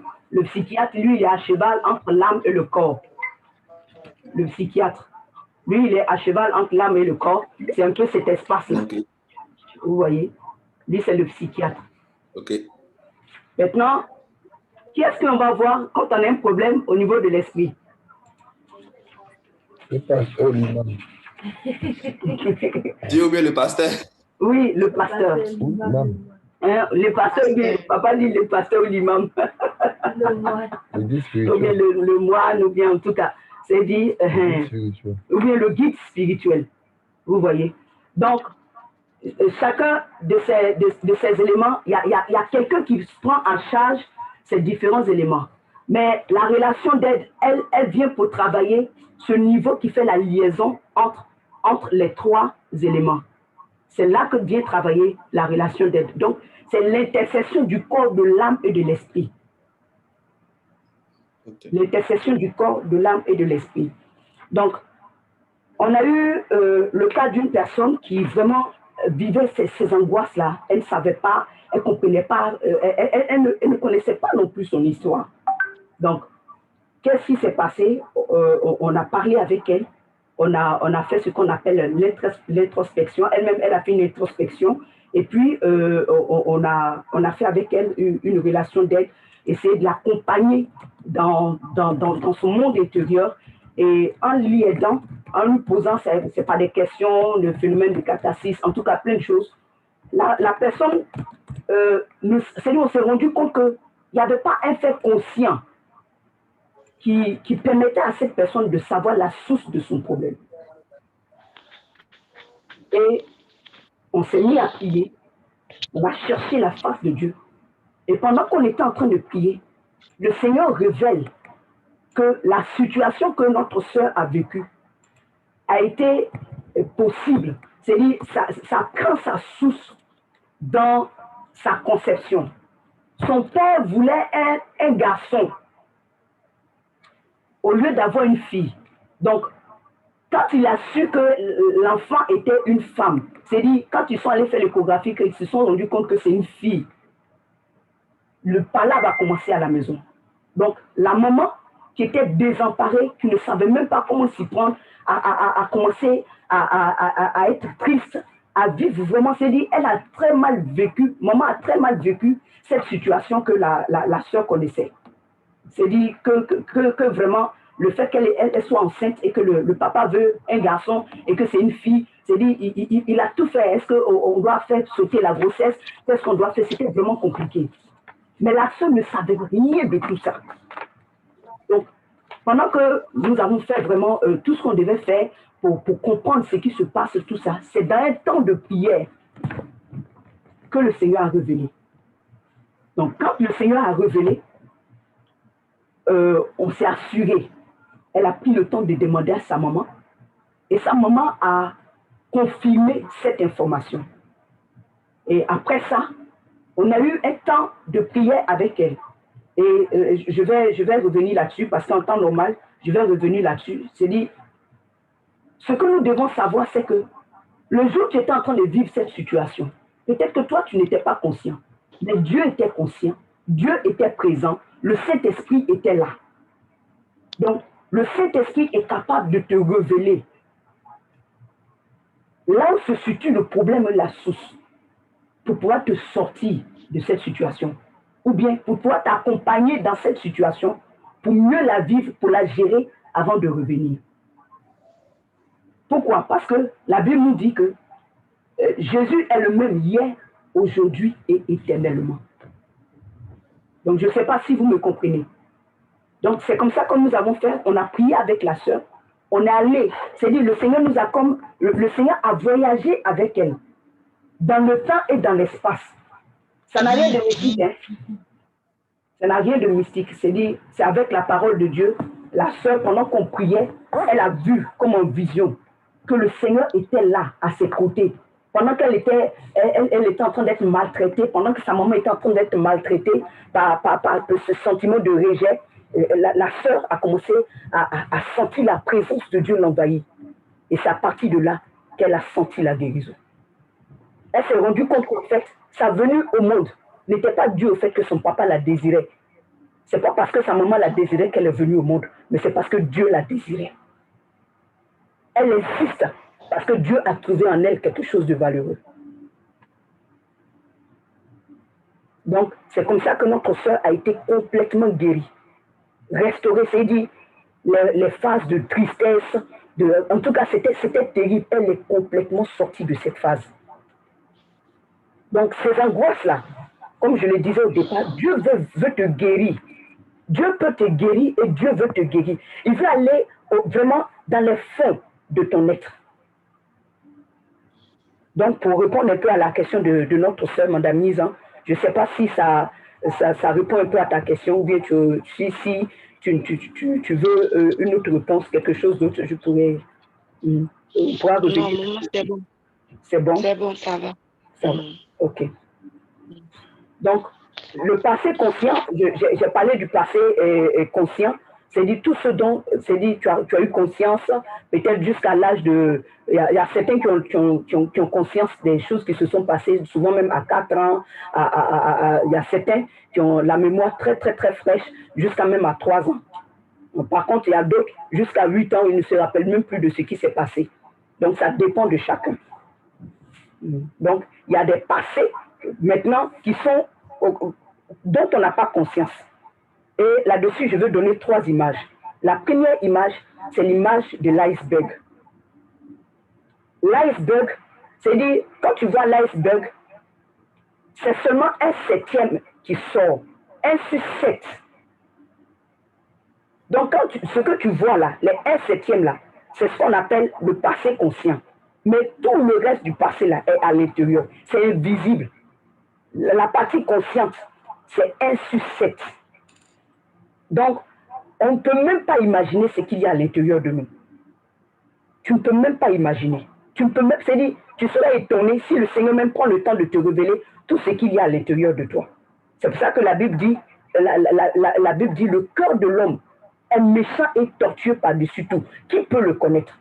Toi-même, tu n'as même pas idée des choses qui sont à l'intérieur de toi, des sentiments qui sont enfouis, des attaches qui sont enfouies, des secrets qui sont enfouis, des complexes qui sont enfouis, de l'égoïsme qui est en toi, ou bien même de la haine ou de l'envie. Tu n'as même pas conscience. Ce qui sont là, c'est ce dont tu as conscience, c'est tout juste un peu. Mais je t'assure, je veux te dire ce soir que l'amour de Jésus peut faire fondre l'iceberg. Amen. De la même manière que le soleil fait fondre petit à petit au fil du temps. L'amour de Jésus est capable de faire fondre cet iceberg-là. Amen. La deuxième image que je veux donner, c'est l'image du chien méchant. Je veux te dire que chacun de nous, on a en nous un chien méchant. Oui, un chien méchant qui est comme enchaîné. Il est à l'intérieur de nous. On l'a comme enchaîné et on refuse qu'il sorte. Il y a quelqu'un qui disait, dans un homme, il y a le fou, il y a le roi et puis il y a l'enfant. Seulement, ce chien méchant-là, comme il est enchaîné, on a l'impression qu'il n'existe pas. Mais quand les situations difficiles, les situations bizarres arrivent, le chien commence à se mettre en mouvement, il commence à aboyer, il commence à manifester. Il commence à hurler. Le truc, c'est que au moment où on est, quand ton conscient est complètement reposé, les choses que tu as cachées, les choses que tu as enchaînées, que tu ne veux pas que ça sorte, parce que tu ne veux pas que les hommes te connaissent, dans ton fond intérieur, les choses qui sont cachées, souvent ça sort. Ça sort. Tu ne veux pas, mais ça sort. C'est dit, tu fais tout, mais ça sort. Il y a quelqu'un qui disait, en tout cas, un auteur qui disait, ce que l'on pense le mieux caché, c'est ce qui ressort le plus, parce que nos gestes nous trahissent. Il y a ce qu'on appelle les lapsus. Les psychologues aussi ont une autre manière d'interpréter même nos rêves. Les psychologues font l'interprétation des rêves. Hein. J'ai été étonné quand on a étudié ça à l'école. J'ai dit, waouh. Donc, eux, ils disent que les rêves, là, souvent, proviennent de toutes ces choses qui sont cachées, enfouies en nous. Vous voyez? Donc, le chien méchant est à l'intérieur. Et souvent, c'est quand les choses viennent l'agresser qu'il ressort. Il est juste enchaîné. Il peut casser sa chaîne un jour et puis sortir. Vous voyez? Donc, c'est un peu comme ça que représente, que notre intérieur est. La troisième image que je veux prendre, c'est l'image de la boue qui repose au fond du lac. Souvent, quand tu vas voir un lac, tu vois que le lac est beau. Quand, surtout, le soleil à son coucher vient pointer là-dessus, tu as l'impression que en ce moment-là, le ciel est un peu confondu, c'est-à-dire le lac même devient d'un beau, c'est-à-dire tu te dis, mais s'il peut me jeter dedans. L'image, c'est-à-dire, tu vois souvent les reflets des arbres, tout ça, c'est bien clair là. Et ce que tu vois à la surface, c'est ton conscient. Mais si quelqu'un lance une pierre sur l'eau, l'eau va devenir trouble. La boue qu'il y a à l'intérieur va commencer à sortir. Donc, la boue qui sort là, est-ce parce que quelqu'un, c'est la personne qui a jeté la pierre a sali l'eau? Est-ce que c'est la personne qui a sali l'eau? Ou bien, en réalité, c'est parce que le fond a été de mieux que c'est sorti. Cette boue-là qui ressort là, ça parle de toutes ces choses qui sont inconscientes. Et dans les choses inconscientes, il y a des choses qui ont été une fois conscientes, mais qui ont été refoulées, qui ont été mises en arrière. Pourquoi? Parce que la seule pensée de cette chose-là me trouble. Donc, le psychique ou bien l'esprit humain ou bien l'âme humaine, pour se départir ou bien pour apaiser ses douleurs, souvent on voit dans ce conscient-là, ou bien dans cet inconscient-là, les choses qu'il ne veut pas vivre, les choses qu'il ne veut pas souffrir, les choses qu'il ne veut pas assumer, ou bien qu'il ne peut pas assumer. Donc, quand, par exemple, la pierre c'est quoi? La pierre peut être la pierre de la colère. Quand la colère arrive, hein, et vous voyez, est-ce qu'on pouvait imaginer que Caïn pouvait commettre un meurtre? Mais s'il a commis le meurtre, c'est dit qu'en lui, il y avait le meurtre. Les situations de tentation, c'est-à-dire, je vous assure, on ne sait pas, comme je dis, on ne sait pas ce qu'il y a à l'intérieur de nous. Que le Seigneur, c'est pour ça que la Bible dit, je l'emmènerai au désert pour parler à son cœur. Pour voir, le Seigneur dit qu'il emmène le peuple au désert pour voir les dispositions de son cœur. Le fond de nos cœurs intéresse Dieu. C'est pourquoi Jésus même s'est fâché contre les pharisiens. Il dit, pharisiens, vraiment, race de vipères, tout ça, vous nettoyez l'extérieur des coupes, mais l'intérieur est rempli d'ossements. Vous voyez? Donc, Dieu veut traiter notre intérieur. Notre intérieur, qu'il soit conscient ou inconscient. Dieu veut que le fond du lac soit aussi pur et propre que le dessus du lac. Vous voyez? Et c'est très, très, très important. Donc, je dis ça pour vraiment nous amener à comprendre que la guérison intérieure, ce n'est pas seulement pour ceux qui sont fous, qui sont sur la route là-bas. Ce n'est pas pour les gens qui, c'est dit, pour qui c'est devenu dramatique. Chacun de nous, à un certain niveau, est en train de vivre des blessures, des choses qu'il ne peut pas surmonter seul, des choses qu'il ne peut pas assumer, ou bien qu'il ne veut même pas assumer.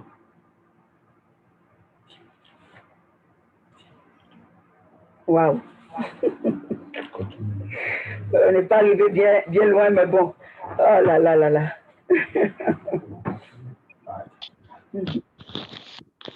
Waouh. Il y a aussi... Bon. Est-ce que j'ai pas... Excusez-moi, le temps est tellement passé vite. On va... Ouh là là. Aïe. Bon. On va... Deux jours, ok. D'accord, excusez-moi, on est en train de voir avec papa. Comme je ne suis pas arrivée très bien loin, pour voir comment est-ce que on peut continuer, parce que je ne veux pas aller trop... Ok, d'accord.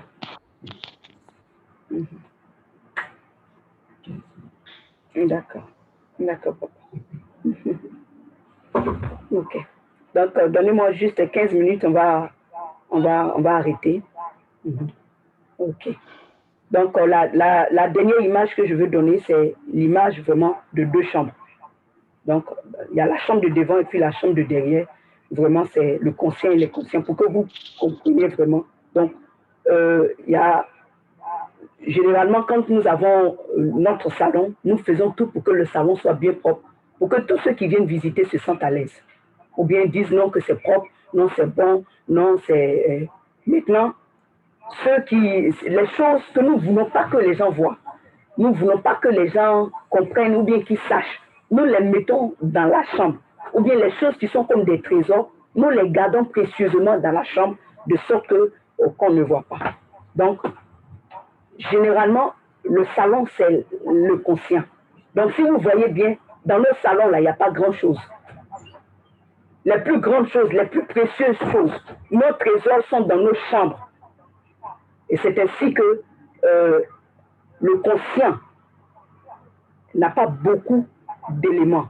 Mais les choses les plus grandes, les traumatismes, les blessures, les problèmes non réglés, que comme j'ai dit, nous ne voulons pas assumer ou bien que nous ne pouvons pas assumer, vont se loger dans notre chambre à coucher. Le problème, c'est que les deux chambres communiquent. Vous voyez, les deux chambres communiquent. Mais de la même manière que Jésus, le souverain sacrificateur, a la capacité d'aller dans le lieu très saint, de cette même manière, le Seigneur est capable d'arriver dans notre chambre. Et il veut entrer, il veut purifier, il veut nettoyer.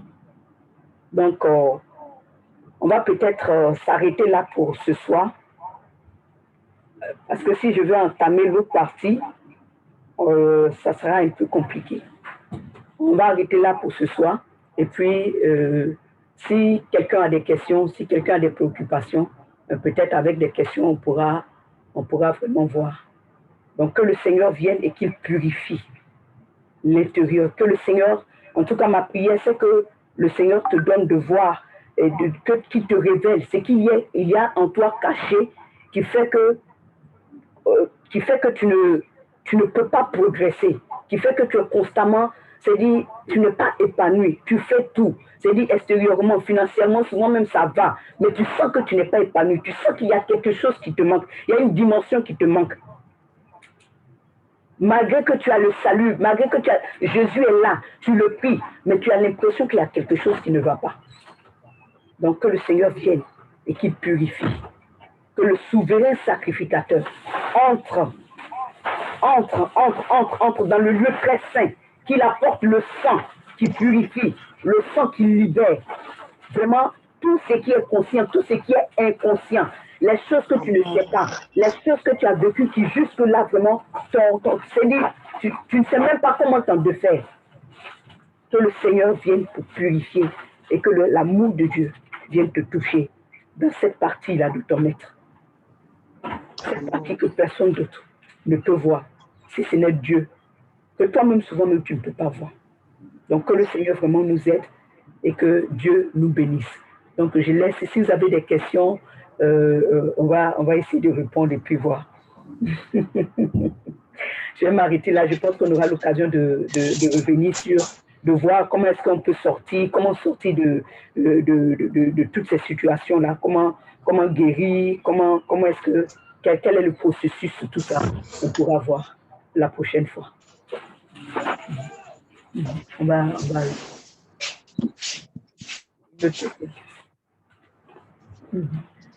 Ok. Il y a 2 personnes en salle d'attente pendant qu'on est en train de finir.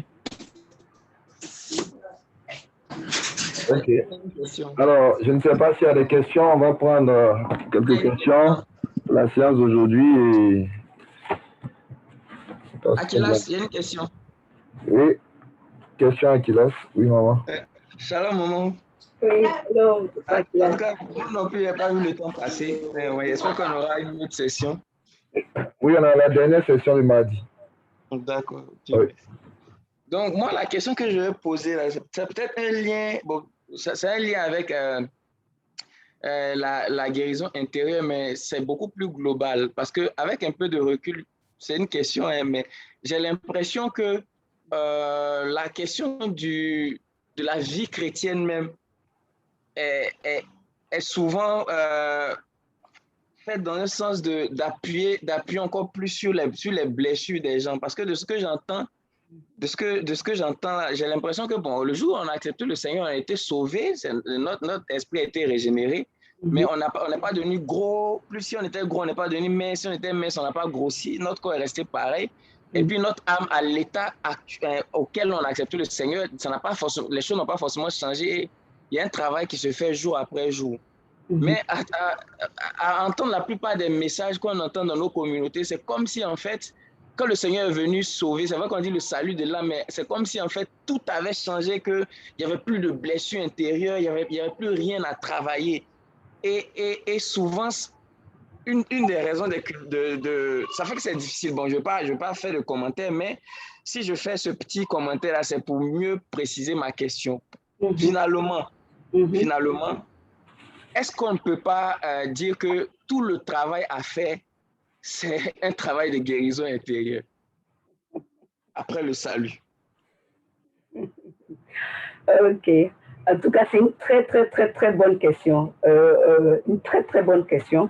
Elle est très pertinente et ce que tu dis est très juste. C'est vrai que nous avons été enseignés, c'est dit pour beaucoup d'entre nous, quand on s'est... Je veux prendre pour expliquer vraiment, c'est dit, le salut, c'est quoi? Le salut, c'est comme un enfant qui a été conçu et qui est né. Donc, dès que l'enfant naît, il est venu au monde. Il a tout pour pouvoir, la Bible dit que Dieu nous a donné tout pour pouvoir vivre cette vie pieuse-là. Il a tout ce qui contribue à la piété, Dieu nous a donné. L'enfant a des mains, l'enfant a un nez pour pouvoir sentir. L'enfant a des gencives qui vont faire pousser les dents après. L'enfant a les cellules, c'est-à-dire il a tout pour pouvoir vraiment évoluer. Bon, papa dit le zizi, tout pour pouvoir évoluer. Pour les garçons, les petits garçons, en tout cas, ils ont tout. C'est-à-dire toute leur progéniture sont déjà dans leurs entrailles. Donc, tout est là. Mais cet enfant-là, il est né, il ne sait même pas comment l'utiliser, comment utiliser le bras. Il ne sait même pas à quoi va servir la main, la gencive, le pied.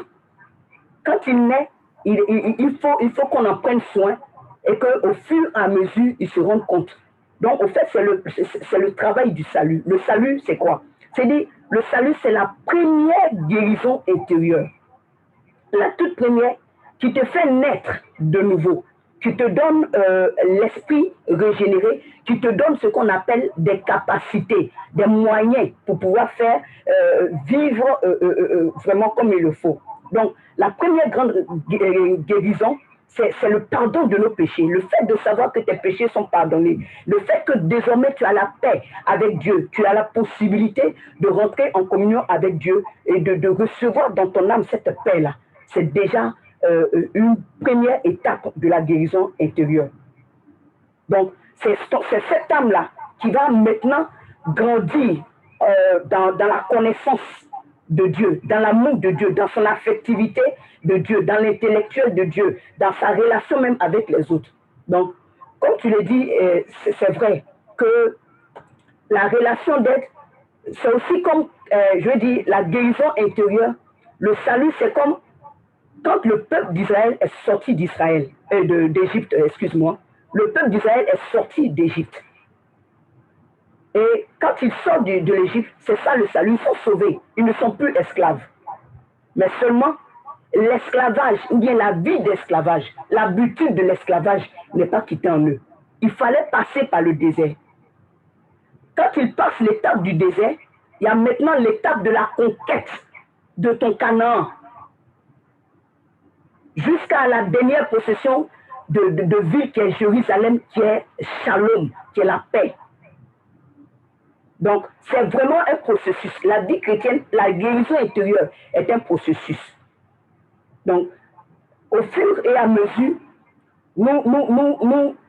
parce qu'au fur et à mesure que nous grandissons même, l'enfant même qui grandit, la preuve c'est l'enfant. Il reçoit des coups, il doit avoir des vaccins, on doit lui couper le zizi pour le garçon, la fille, on doit lui percer des oreilles. Il doit subir certaines maladies pour pouvoir avoir la résistance. C'est comme ça la vie chrétienne. Et la guérison intérieure de chaque jour, c'est le fait que quand une maladie vient ou bien une situation arrive, tu prends le temps de traiter cela avant. Tu prends le temps de traiter. C'est-à-dire, la situation est venue, tu ne peux pas l'empêcher de venir. Mais quand elle arrive, c'est qu'elle te laisse. Il faut la traiter parce que si tu ne la traites pas, tu ne traites pas cette chose que la situation te laisse, demain ça va grandir et ça sera autre chose. Je ne sais pas si j'ai plus ou moins répondu à ta question. Sinon, papa, tu peux aider aussi. Hein? Non, c'est bon. Non, maman, c'est bon. Merci. Ça a répondu. Oui, Michel.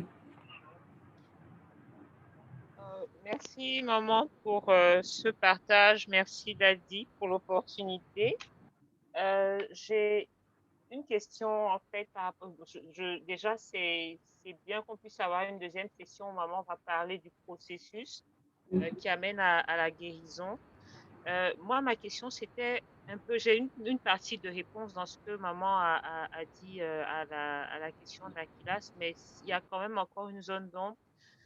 Pourquoi est-ce qu'on peut avoir fait une partie du processus? Dieu t'a donné un éclairage par rapport à une blessure qui vient de très loin, vraiment de très loin. Peut-être qu'on aura l'occasion d'en parler en off bientôt. Quelque chose qui vient de très loin.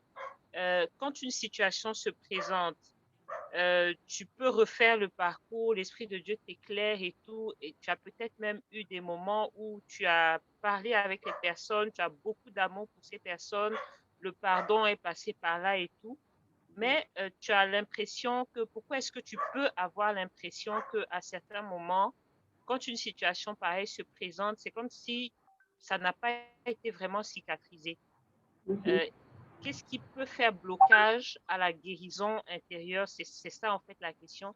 Qu'est-ce qui peut faire blocage à la guérison intérieure, même si on a tout l'éclairage dont on avait besoin, qui va jusqu'à la source, mais on a l'impression que la blessure peut se rouvrir quand une situation vraiment importante vient réveiller ces souvenirs-là.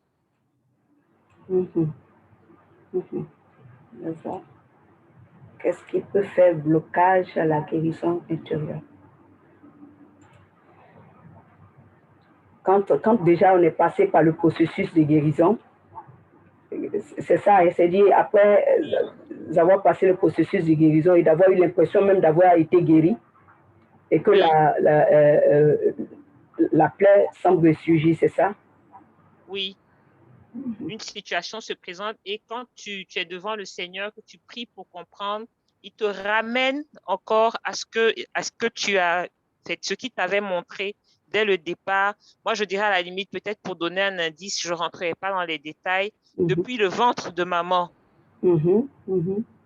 Et quelque chose dont on a parlé, même elle et moi, on s'est assis, elle m'a expliqué des choses et aujourd'hui, tout semble aplani.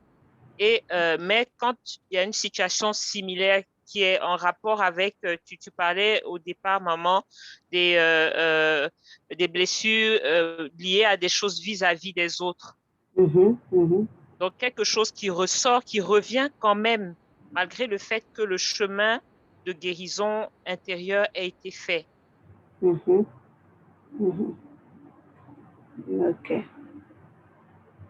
D'accord. Je suppose qu'il y a peut-être quelque chose qui ne s'est pas très bien passé. Peut-être que le prochain cours me permettra de mieux comprendre sur le processus de guérison, mais ça reste encore un flou parce que c'est quelque chose qui me pose vraiment problème dans mon ministère, dans ma marche de tous les jours. Ok. Bon, là-dessus, peut-être ce que je peux te donner déjà comme un élément de réponse, c'est que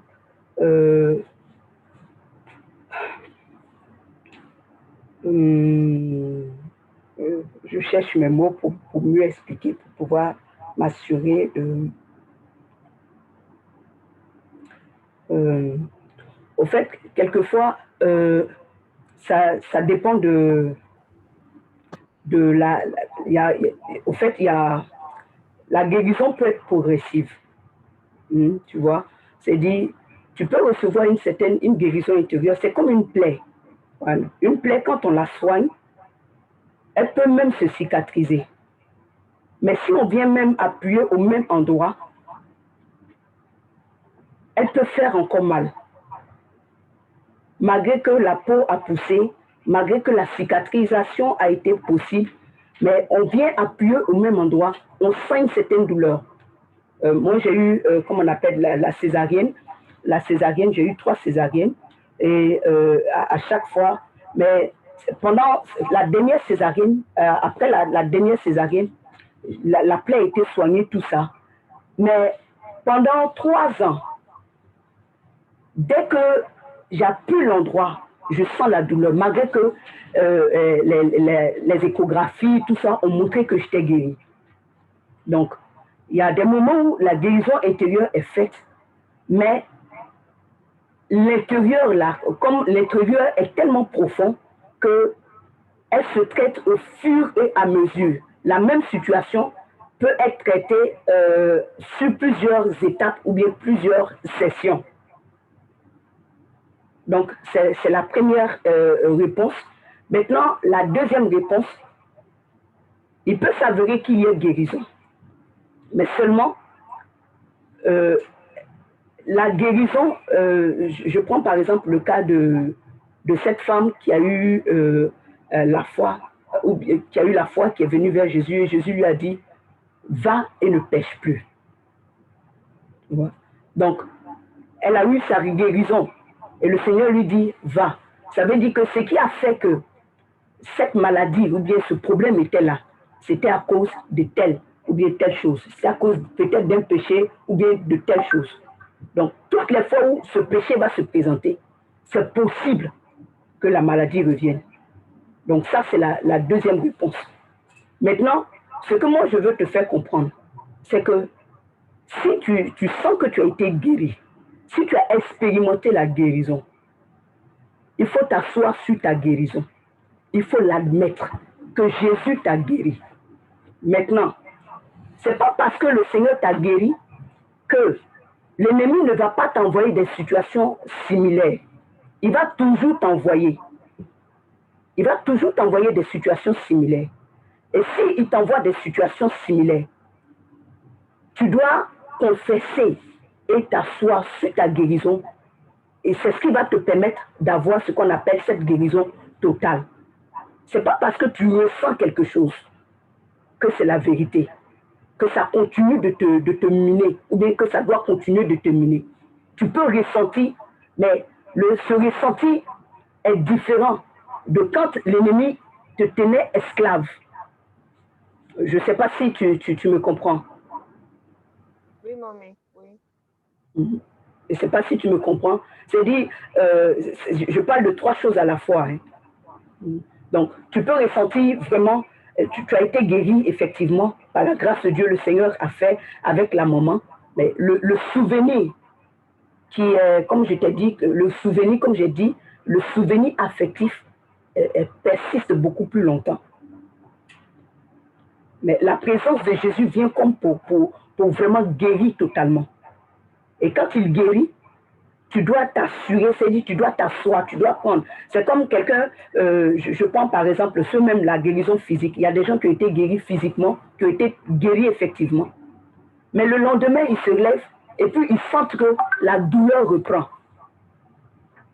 Ça va te demander de la foi pour confesser et pour insister sur le fait que tu as été guéri et que ça ne doit pas prendre place et refuser qu'un tel sentiment ou bien une telle sensation se présente à nouveau. Si ça se présente, c'est un mensonge du diable.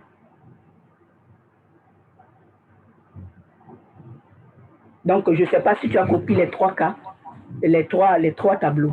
Donc, je ne sais pas si Maman, c'est bien compris, j'ai noté d'ailleurs. C'est bien compris. Okay. Merci beaucoup. Ok, merci beaucoup. Je ne sais pas s'il y a une dernière question, sinon on va s'arrêter pour ce soir. Voilà. Merci à maman. Voilà, si vous avez d'autres questions, bon, vous pouvez la joindre inbox. Vous pouvez aussi la poser et on pourra répondre le mardi. Comme j'ai dit, on aura une deuxième séance le mardi. Un sujet qui est assez vaste. Et donc, il y a un deuxième volet qu'elle va aborder. On va lui donner l'occasion, voilà, de pouvoir aller jusqu'au... Voilà.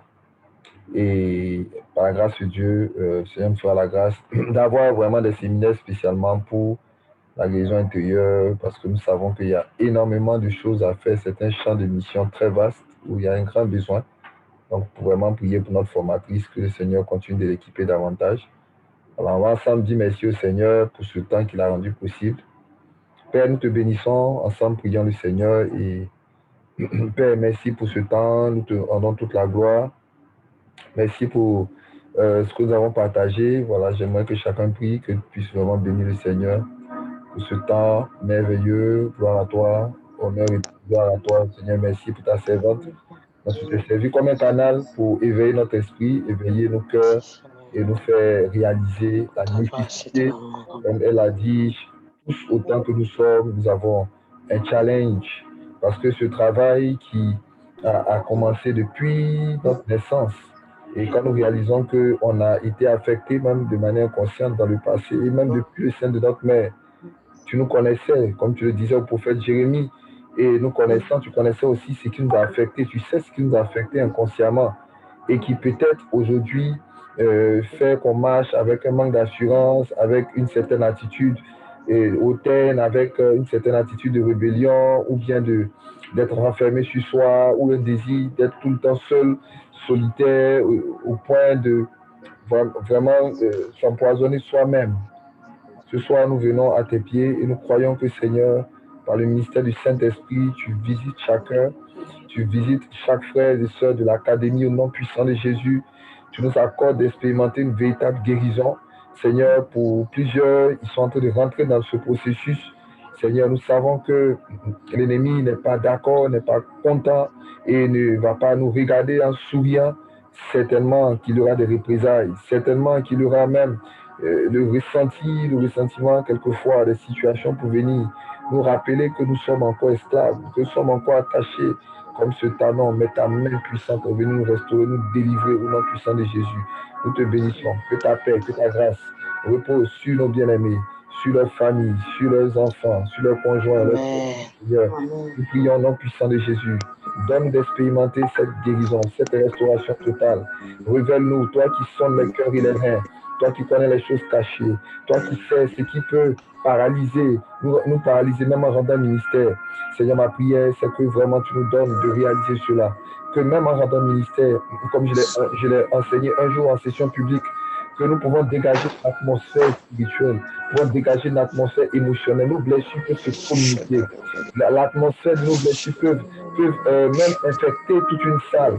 C'est pour cela que nous ne voulons pas rester dans cette posture. Nous dit Seigneur, touche-nous. Et comme il disait, son serviteur il dit, guéris-moi, ô Dieu, et je serai guéri. Tu envoies ta parole et tu nous guéris. Seigneur, nous recevons le ministère du Saint-Esprit. Nous recevons dans nos cœurs, là où il y a des défaillances, là où il y a des choses. Tu nous as dit que le cœur de l'homme est tortueux par-dessus tout et personne ne peut le connaître. Autrement dit, personne ne peut prétendre maîtriser son cœur. Oui, Seigneur, nous venons simplement à tes pieds. Nous venons invoquer ta grâce, que ta paix, ta grâce soit répandue sur nous. Bénis, Seigneur, la formatrice, et donne-nous de nous retrouver encore une fois. Continuer à être enseignés. Au nom de Jésus. Amen. Amen. Amen, amen, amen, amen. Amen. Que le Seigneur nous bénisse. Amen, amen. Voilà. Amen. Amen. Ouvrir les caméras, on peut se saluer. Ouvrir les caméras, les micros. On a 2 minutes, 3 minutes pour se saluer. Salut, dis-lui. Hello à tous et à toutes. Hello Mélodie. Expérimente la lumière. Salut, salut. Sortie de la salle. Hello Michel. Shalom Makilas. Hello Makilas. Shalom Mélodie. Shalom Michel. Shalom Lisa. Shalom Michel. Shalom Rachel. Shalom. Mélodie. Michel.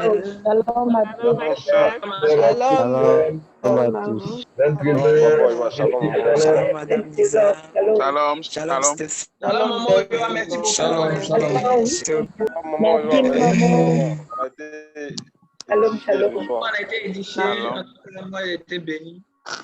Shalom, maman, merci beaucoup. Shalom Antoine. Shalom maman. Shalom. Shalom maman Ouyoua. Shalom à tous. Shalom à tous.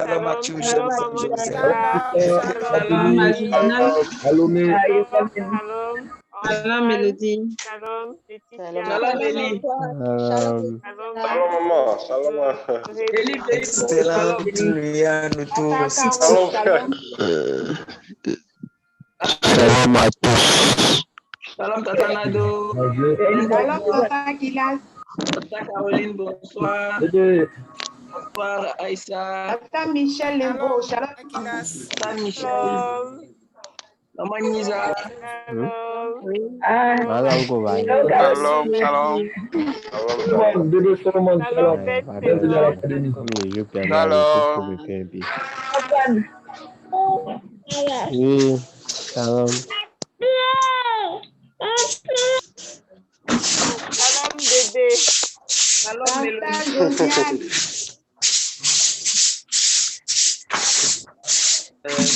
Belle présence, shalom.